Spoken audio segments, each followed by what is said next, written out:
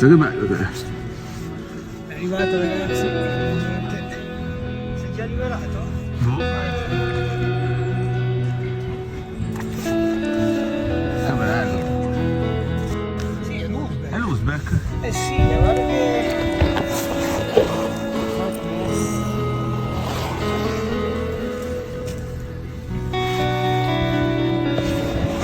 Ok, adesso lo lasciamo andare.